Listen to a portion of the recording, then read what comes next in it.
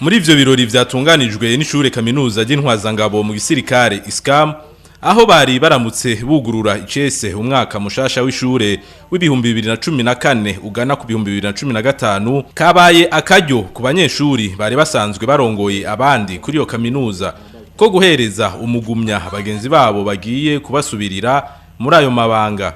Haciye hinjizwa burundu mu gisirikare abanyeshuri bagera kuri 44.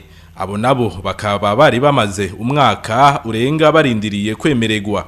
Kabaye n'akaryo ku basirikare bari bagiye kunonosora ubwenge mu makungu ko kurahira imbere y'umukuru w'igihugu. Abagiye barafata amajambo bakaba bagarutse ku karangamutima hagategerezwa kuranga kira musirikare wese. Umushikiranganje wo kwivuna abansi yagarutse ku nyifato ikwiye kuranga abajejwe umutekano na cane muri iki gihe himirije amatora.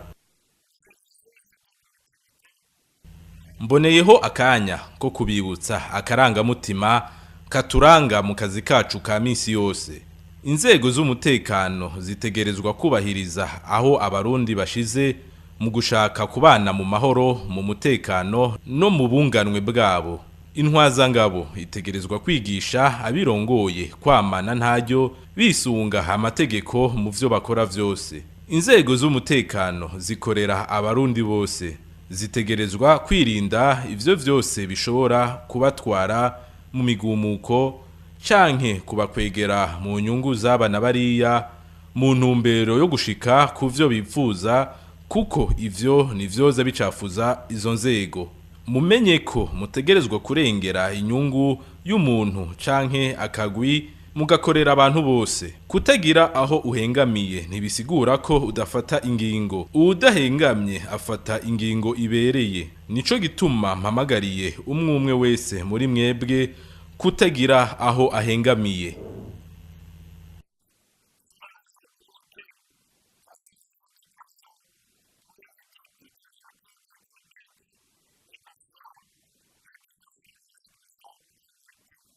Umukuru w'igihugu yari yitavye ivyo birori, akaba yashimiye abasirikare ku kwitanga bamaberekanye n'ibikorwa vyiza bibaranga haba mu Burundi canke mu bindi bihugu bagiye kugarukanamwo umutekano.